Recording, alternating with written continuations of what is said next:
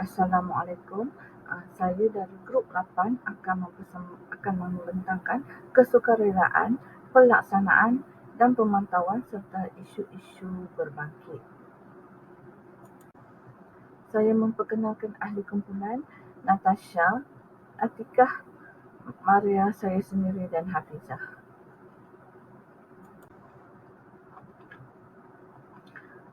Kesukarelawanan merujuk kepada perbuatan melakukan sesuatu tindakan dengan matlamat untuk membantu individu atau kumpulan tertentu, tidak melibatkan paksaan dari mana-mana pihak, tidak melibatkan sebarang bentuk bayaran atau ganjaran material, dilakukan secara individu atau kolektif serta dilakukan secara formal dan tidak formal. Kesukarelawanan bukan satu fenomena baru dalam masyarakat kini, di mana kewujudannya bermula sejak dari pembinaan tamadun dan pembentukan masyarakat. Sejarah kesukarelawanan di setiap negara tidak banyak berbeza, di mana sikap untuk bersukarela pada mulanya disebabkan tanggungjawab terhadap agama dan negara dan juga perasaan ingin membantu yang sangat tinggi.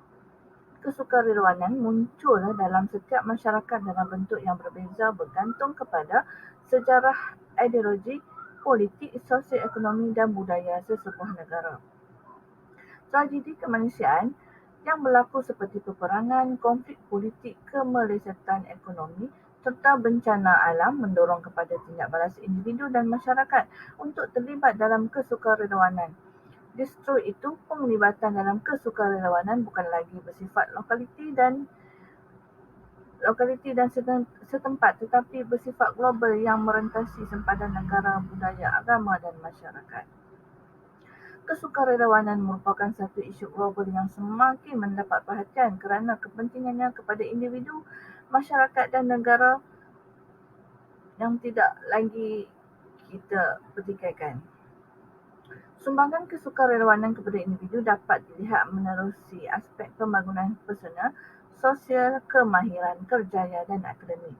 Bagi masyarakat pula, penglibatan dalam kesukarelawanan dapat memperkuat dan memperkasakan komuniti, meningkatkan integrasi sosial, membina kepercayaan dan ikatan sosial yang kuat, meningkatkan tahap kesihatan dan kesejahteraan masyarakat, mewujudkan ahli masyarakat yang aktif dan positif, membentuk modal sosial yang berkualiti, mengurangkan gejala sosial dan jenayah serta menggalakkan program pemasukan sosial untuk golongan marginal.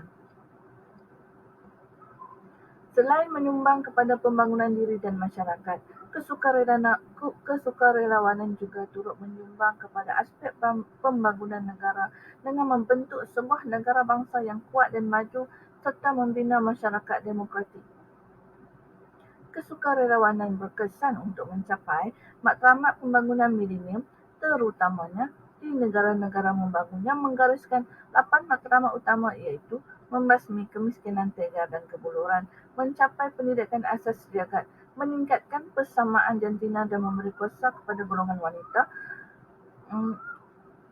meningkatkan kesihatan, mengurangkan kematian kanak-kanak, meningkatkan kesihatan ibu mengandung, memerangi wabak HIV/AIDS, malaria dan penyakit-penyakit berjangkit lain, memastikan kemampanan alam sekitar serta membangunkan kesepakatan global bagi pembangunan sejagat.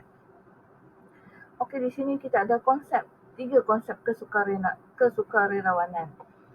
Okey, terdapat 3 komponen utama yang saling berkaitan dalam kesukarelawanan, iaitu kerja sukarela, sukarelawanan dan sektor sukarela. Kerja sukarela merupakan satu tindakan, kegiatan khidmat atau aktiviti yang dilakukan secara sukarela.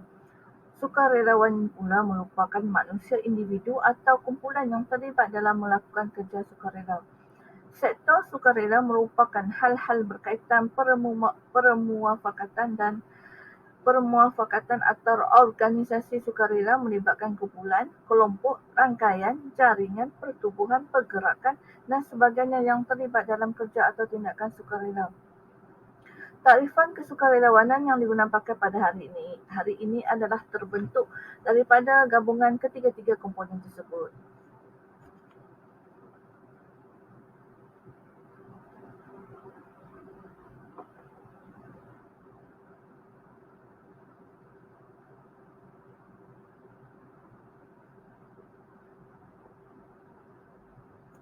Objektif umum ini adalah untuk mengkaji tahap dan faktor penglibatan golongan awal dewasa dalam aktiviti sukarelawan dan kesannya ke atas kesejahteraan diri dalam konteks psikologi positif. Manakala objektif khusus kajian ini adalah dijalankan untuk mengenal pasti tahap penglibatan golongan awal dewasa dalam aktiviti sukarelawan. Yang kedua, mengkaji perbezaan tahap penglibatan golongan awal dewasa dalam aktiviti sukarela mengikut ciri-ciri demografis seperti jantina, status perkahwinan, kawasan tempat tinggal, bangsa, kategori umur, pekerjaan dan pendapatan. Yang ketiga, mengkaji bagaimana faktor peribadi contohnya kepercayaan agama, sifat altruism dan perasaan belas kasihan, faktor sosial seperti pengaruh ibu bapa dan keluarga, pengaruh rakan sebaya dan pengaruh media massa, serta faktor karakteristik pertubuhan sukarela, contohnya seperti pihak kepimpinan dan pengurusan sukarelawan, intensif dan reputasi berhubung dengan tahap penglibatan golongan awal dewasa dalam aktiviti sukarela. Yang keempat, mengkaji bagaimana hubungan antara tahap kesejahteraan diri dengan tahap penglibatan golongan awal dewasa dalam aktiviti sukarelawan. Yang kelima, mengkaji hubungan antara tahap penglibatan dengan kesan penglibatan mengikut golongan awal dewasa dalam aktiviti sukarela. Dan yang terakhir, mengkaji peramal faktor penglibatan golongan awal dewasa dalam aktiviti sukarelawan. Terdapat 6 prinsip kerja sukarela. Yang pertama, sedia berkongsi maklumat, pengetahuan dan kemahiran. Yang kedua, melibatkan pihak yang berkenaan dalam sebarang keputusan atau tindakan. Yang ketiga, bertitik tolak daripada keadaan atau situasi dan keperluan pihak yang terlibat. Yang keempat, setiap orang boleh menyumbang atau berkongsi maklumat yang memberikan manfaat. Yang kelima, berkhidmat tanpa pilih kasih atau diskriminasi. Dan yang terakhir ialah menyumbang tanpa mengharapkan balasan atau ganjaran material. Antara proses pelaksanaan aktiviti atau kerja sukarelawan, yang pertama, belajar menguruskan program dan penyertaan orang ramai dan pelajar. Yang kedua, kaji selidik keberkesanan program iaitu semasa sebelum dan selepas program. Yang ketiga, mengkaji penerapan nilai, kualiti, autonomi dan accountability kerja sukarelawan tersebut. Salah satu contoh permasalahan dalam isu kesukarelawanan ialah kekurangan penyertaan sukarelawan yang aktif. Aktiviti sukarela semakin sukar mendapat sambutan kerana sebahagian daripada mereka yang ingin melibatkan diri, mereka mahu mendapatkan sesuatu sama ada dalam bentuk wang atau kebendaan sebagai balasan untuk tenaga dan masa yang diberikan atau sebaliknya. Selain itu juga, kekurangan waktu juga menyebabkan penyertaan sukarelawan dalam aktiviti sukarela masih kurang memberasakan. Ada di kalangan sukarelawan yang tampil turut serta pada waktu-waktu tertentu sahaja dan ini tidak bersifat terus-menerus. Selain daripada itu, golongan awal dewasa dilihat sebagai golongan usia yang mempunyai tahap kudrat yang kuat serta tahap kesihatan yang baik. Pada peringkat usia ini, mereka dapat meluangkan masa melakukan aktiviti yang berfaedah seperti aktiviti sukarela. Menyertai aktiviti sukarela juga dikatakan salah satu cara untuk memupuk golongan awal untuk bersosialisasi dalam masyarakat. Mereka melihat realiti kehidupan sebenar masyarakat yang mungkin jauh lebih kurang bernasib baik daripada mereka dan serta menyumbangkan bakti pada ahli masyarakat yang memerlukan. Harapan dan sifat kasih sayang adalah merupakan antara penyumbang utama dalam kepada kegembiraan dan kesejahteraan diri. Sifat ini ternyata tidak wujud dalam diri seseorang yang bersikap individualistik. Kesukarelaan juga masih dilihat kurang dijalankan dan diberikan perhatian. Sebarang pergerakan aktiviti sukarela yang dijalankan oleh pertubuhan organisasi sukarelawan juga dilihat jarang dicatatkan dalam bentuk penulisan diary aktiviti dan kekurangan sumber dari segi khazanah ilmu. Rujukan ini menyebabkan aktiviti sukarela yang dijalankan kurang mendapat perhatian. Info dan mengenainya juga gagal disampaikan kepada orang ramai. Assalamualaikum. Nama saya Nur Atikah binti Muhammad Razaki. Seterusnya, kita akan membincangkan tajuk 3 faktor kajian. Terdapat 3 faktor kajian iaitu faktor keperluan psikologi. Yang kedua, faktor keperluan mendapat pengiktirafan dan ganjaran. Dan yang ketiga, faktor pegangan agama. Faktor keperluan psikologi terbahagi kepada dua komponen, iaitu kepuasan menyeluruh dan ketidakpuasan. Kepuasan menyeluruh iaitu dapat dipertingkatkan sekiranya individu diberi kepercayaan dan pengiktirafan yang mendorong mereka untuk terus berkhidmat dan berbakti kepada ahli komuniti.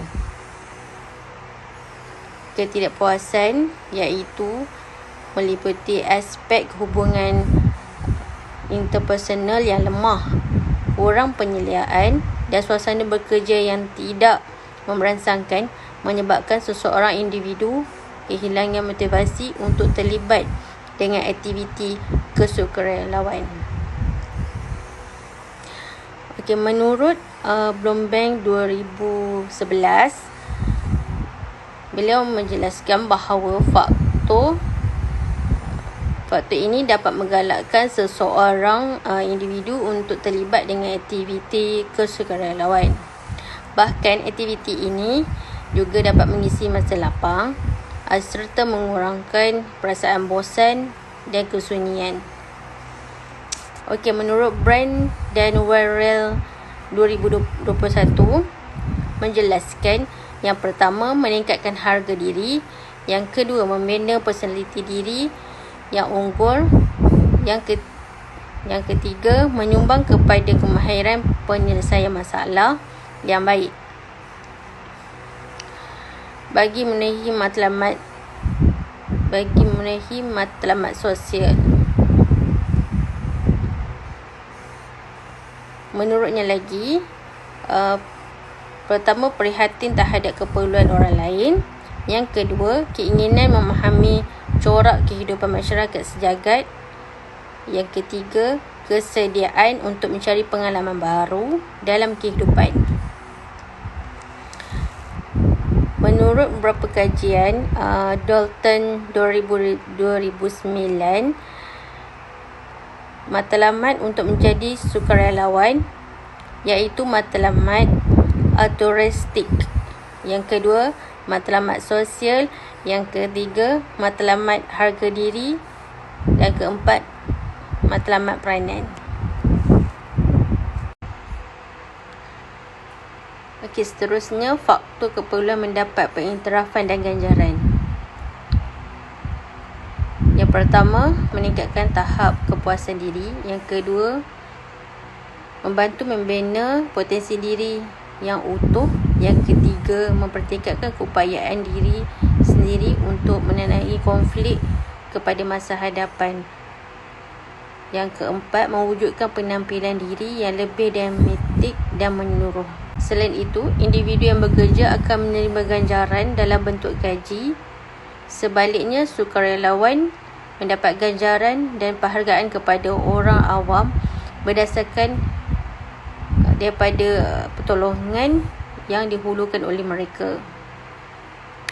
Terdapat 4 komponen yang mendorong seseorang individu untuk terlibat dengan aktiviti sukarelawan. Yang pertama, ganjaran luar jangkaan. Yang kedua, penyediaan dan fleksibel. Yang ketiga, prosedur kerja yang mudah. Dan akhir sekali, jaringan komunikasi yang luas. Faktor pegangan agama. Terdapat beberapa faktor pegangan agama, iaitu mengikut ajaran Islam. Individu perlu melibatkan diri dalam kerja-kerja sukarelawan dengan syarat tidak menunjuk bagi mendapatkan keredaan daripada Tuhan.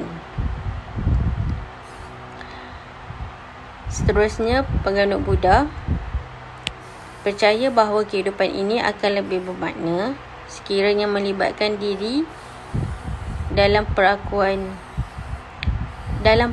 yang baik.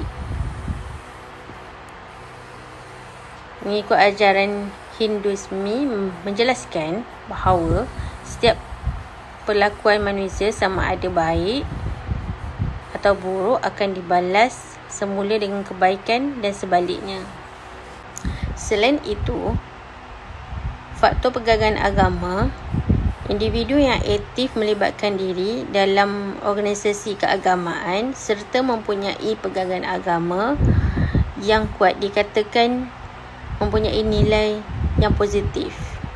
Sentiasa memberi keutamaan untuk membantu orang lain serta mudah berasa kasihan terhadap kesusahan orang lain. UNICEF Malaysia ialah sebuah pertubuhan bukan kerajaan NGO menyediakan bantuan kemanusiaan dan pembangunan kepada kanak-kanak di Malaysia.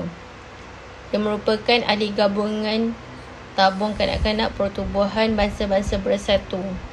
UNICEF telah bekerjasama dengan kerajaan Malaysia sejak tahun 1954 dengan menyokong program kesihatan, pemakanan, air dan sanitasi, pendidikan formal dan tidak formal serta perkhidmatan untuk kanak-kanak yang kurang mampu di kawasan bandar. Selain itu, dia membantu menyediakan kanak-kanak permulaan yang terbaik dalam kehidupan melalui kesihatan, pendidikan yang berkualiti serta perlindungan daripada keganasan, eksploitasi dan penyalahan gunaan. Malahan kerja UNICEF, agensi untuk kanak-kanak SPPBB juga bekerjasama dengan rakan-rakannya dengan kerajaan, masyarakat sivil untuk mengurangkan kemiskinan kanak-kanak dan terlibat dengan perniagaan, mempromosikan tanggungjawab sosial korporat yang mesra kanak-kanak. Pada program negara 2011 sehingga 2015 menggabungkan dasar dan program melalui gabungan kerja untuk mempengaruhi perubahan dalam kehidupan anak-anak dan keluarga. Malaysia juga telah melabur dalam kanak-kanak dan keluarga dengan merumuskan dan melaksanakan undang-undang yang memberi manfaat kepada mereka. Definisi konsep dan operasi. Konsep umum iaitu dewasa sebagai individu yang berusia 20 hingga 40 tahun. Dari segi operasi pula, golongan awal dewasa yang merupakan individu 20 hingga 40 tahun di kalangan sukarelawan yang ingin dipilih sebagai responden. Seterusnya, konsep agama, perasaan atau kesedaran akan hubungan dan ikatan kembali manusia kepada Tuhan. Tujuan seseorang beragama tidak hanya mengutamakan keselamatan hidup duniawi dan bersifat sementara sahaja, tetapi lebih penting adalah keselamatan dan kebahagiaan hidup ukhrawi yang bersifat spiritual. Dari segi operasi pula, setiap agama di dunia ini mengajar manusia untuk menolong orang yang lebih kurang bernasib baik adalah merupakan satu perbuatan yang mulia dan digalakkan. Seterusnya, konsep altruism ataupun tingkah laku. Sifat altruism juga dianggap sebagai suatu tingkah laku yang didorong oleh sifat pemurah dalam diri seseorang, perasaan untuk mengambil berat terhadap orang lain dan sifat ingin membantu orang lain. Ianya didefinisikan sebagai tingkah laku menolong yang dilakukan oleh anggota dalam aktiviti sukarela dengan tujuan untuk memanfaatkan orang lain. Sifat altruism ini dilihat mampu membawa kesejahteraan dari segi fizikal atau psikologi kepada orang lain. Seterusnya, konsep perasaan, iaitu perasaan belas kasihan dari sudut. Definisi konsep ialah mendefinisikan belas kasihan sebagai menaruh simpati dan merasa prihatin terhadap orang lain. Dari sudut operasi, perasaan belas kasihan merujuk kepada perasaan simpati apabila melihat kesusahan orang lain. Perasaan belas kasihan akan mendorong individu untuk melakukan kebaikan dan kebajikan kepada golongan yang memerlukan dan merupakan salah satu faktor yang mungkin mendorong individu menyertai aktiviti sukarela. Seterusnya, pengaruh rakan sebaya. Pengaruh rakan sebaya ialah mereka yang tergolong dalam kumpulan yang sama mempunyai persamaan dari segi minat nilai dan aktiviti yang dilakukan oleh rakan sebaya, dan ianya mempunyai pengaruh yang penting dalam pencapaian akademik wajar. Dari segi operasi pula, rakan sebaya dilihat mampu membentuk pandangan seseorang melalui perkongsian pengalaman dan mendapat pendapat serta mampu membentuk sikap terbuka seseorang terhadap kehidupan. Pengiklanan media adalah cetak termasuk akhbar, majalah, buku-buku dan mana elektronik, adalah termasuk radio, televisyen, video gambar dan internet. Operasi dari segi media ialah didefinisikan sebagai bentuk media cetak dan media elektronik yang mampu menyampaikan informasi, berita, iklan dan serta makluman kepada masyarakat tentang aktiviti sukarela yang dijalankan. Pertubuhan merupakan pihak yang penting dalam memainkan peranan dalam kesukarelaan kebajikan. Pihak yang peranan yang selaku tenaga utama yang menggerakkan seluruh jentera pertubuhan, malahan hidup pertubuhan itu sendiri banyak bergantung kepada mereka. Peranan dan tanggungjawab pertubuhan sukarela bukan sahaja sekadar menarik minat orang untuk melibatkan diri dalam sukarela atau kegiatan untuk orang bersukarela, tapi turut melibatkan aspek-aspek lain seperti pengambilan sukarelawan, orientasi dan latihan, penempatan sukarelawan, rangsangan, penyeliaan, penilaian serta pengiktirafan dan penghargaan. Bagi konsep seterusnya ialah konsep insentif.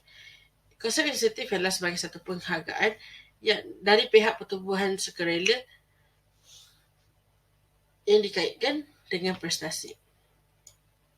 Insentif merujuk kepada ganjaran atau elang berupa wang atau barangan yang diterima oleh sukarelawan dari pihak pertubuhan sukarela kebajikan sebagai satu penghargaan atas usaha yang dilakukan dalam menjalankan aktiviti sukarela. Konsep reputasi sebagai ialah hasil yang daripada apa yang dilakukan oleh individu tersebut. Dari segi operasi pula, nama baik dan prestasi yang baik akan diperolehi oleh sukarelawan apabila mereka terlibat dalam aktiviti sukarela. Dan terakhir sekali ialah ketenangan. Ditarifkan dalam diri seseorang berdasarkan kebahagiaan, kepuasan dirinya, keseronokan dan ketenangan fikiran dan kesenangan hati. Dari segi operasi pula, kepuasan hidup dan kebahagiaan kepada seseorang, kegembiraan adalah satu yang sangat subjektif dan bukan bergantung pada faktor-faktor luaran, namun terletak pada faktor dalaman tentang bagaimana individu tersebut memberi makna kepada kehidupannya sendiri. Assalamualaikum. Seterusnya, kita pergi tajuk badan-badan kemanusiaan. Terdapat beberapa badan-badan kemanusiaan di Malaysia, iaitu pertama, UNICEF Malaysia, yang kedua, Amal Palestin, yang ketiga, Yayasan Salam Malaysia, dan yang keempat, Mercy Malaysia. Amal Palestin iaitu sebuah pertubuhan bukan kerajaan yang giat membantu kecemasan kebajikan kemanusiaan kepada rakyat Palestin. Ia mula beroperasi pada akhir 2004 sebagai inisiatif.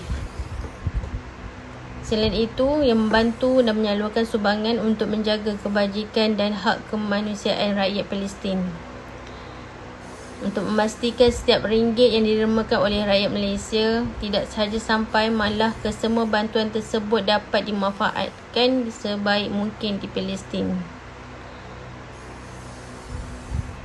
Malahan, misi Amal Palestin bagi menyerapkan kesedaran dan keinsafan dalam hati sanubari umat Islam di Malaysia untuk membantu saudara mereka di Palestin sebagai satu ummah yang bersaudara, dan kepada yang bukan Islam sebagai rasa kemanusiaan yang tidak terbela sehingga kini. Ia harap agar keperhatian dan berterusan oleh rakyat Malaysia dalam menyalurkan bantuan dapat memberi sinar harapan dan membantu meringankan penderitaan yang ditanggung oleh rakyat Palestin. Yayasan Salam Malaysia ditubuhkan tahun 1997.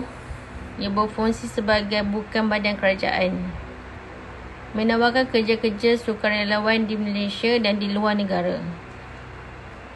Malahan membentuk semangat sukarelawan di Malaysia dan menghulurkan bantuan kepada yang memerlukan. Ia juga tumpuan program dalam pendidikan, kesihatan dan kerja pembangunan komuniti serta kecemasan. Selain itu, menyediakan sukarelawan yang bersedia berkhidmat kepada masyarakat dan komuniti yang memerlukan. Yayasan juga telah mengendalikan 2 buah rumah perlindungan. Ia berfungsi sebagai pusat jagaan kanak-kanak jalanan, ibu tunggal, bayi baru lahir, wanita mangsa rogol dan kes-kes yang melibatkan mangsa-mangsa penderaan. Sukarelawan Salam juga membuat kerja outreach untuk memujuk mangsa penyalahan guna dadah agar kembali ke pangkal jalan. Bukan itu saja, sukarelawan juga memberikan bimbingan kepada ibu tunggal untuk menjadi usahawan kecil dan bekerjasama pelbagai pihak agar dapat meningkatkan taraf ekonomi. Akhir sekali, badan kemanusiaan iaitu Mercy Malaysia. Ia ditubuhkan bukan kerajaan NGO juga, peringkat antarabangsa 16 September 1999. Ia fokus kepada bantuan perubatan dan kemanusiaan, psikologi, pembangunan, berkaitan kesihatan, program sanitasi air dan kebersihan. Dan aktiviti mengurangkan risiko untuk komuniti yang mudah terdedah dalam situasi krisis dan bukan krisis. Lebih 500 aktif sukarelawan. Ia juga bekerjasama dalam fraterniti perubatan, institusi pendidikan, swasta, korporat, badan kerajaan, NGO tempatan dan komuniti di mana Mercy Malaysia bekerja. Mercy Malaysia juga memberi bantuan keperluan perubatan kepada mereka yang terselamat dari gempa bumi di Gurjat. Bantuan kepada mereka yang terselamat dari banjir di Kemboja di Kampung Cham. Pada bulan Oktober 2001, Mercy Malaysia telah menghantar 1 pasukan ke Afghanistan untuk berkhidmat kepada pelarian di kem-kem pelarian. Sepanjang operasi di sepanjang jalan, pertubuhan ini meneruskan kehadirannya di Kabul dan kemudian memperluaskan operasi di Afghanistan untuk menjalankan satu-satunya pusat perubatan. Mercy Malaysia juga melancarkan tabung bantuan Kemboja untuk terus menyokong usaha-usaha bantuan akibat banjir di Mekong. Selain itu, Mercy Malaysia memberi tindak balas kepada keperluan di Baghdad, Iraq. Mercy Malaysia melancarkan tabung kemanusiaan Cina dan menghantar 1 pasukan sebagai tindak balas kepada gempa bumi. Mercy Malaysia juga disalah anggap sebagai anasir ganas dan telah diserang oleh Iraq. Dan tahun ini ditamatkan dengan misi ke Kerman Iraq berikutan gempa bumi di BAM 2003. Kesimpulan yang dapat saya simpulkan di sini adalah semangat kesukarelawanan perlulah diterap dalam diri setiap mahasiswa sejak daripada peringkat awal lagi. Hal ini kerana mahasiswa memainkan peranan yang sangat penting dalam pembangunan negara dan juga sebagai bakal peneraju dan pewaris kepimpinan negara pada masa yang akan datang. Penglibatan mahasiswa dalam aktiviti kesukarelawanan mendatangkan pelbagai manfaat yang positif kepada diri mahasiswa tersebut. Semakin aktif mahasiswa terlibat dalam aktiviti kesukarelawanan, maka semakin banyak manfaat yang akan diperolehinya. Perolehan manfaat hasil daripada penglibatan dalam kesukarelawanan merupakan satu bentuk permekasaan yang dapat membangunkan mahasiswa secara menyeluruh. Lepas ni bolehlah kita daftar selain daripada pertubuhan sukarela, kita boleh masuk rela, askar wataniah. Terima kasih. Sekian saja untuk kali ini dari grup 8. Terima kasih Ustazah. Terima kasih semua.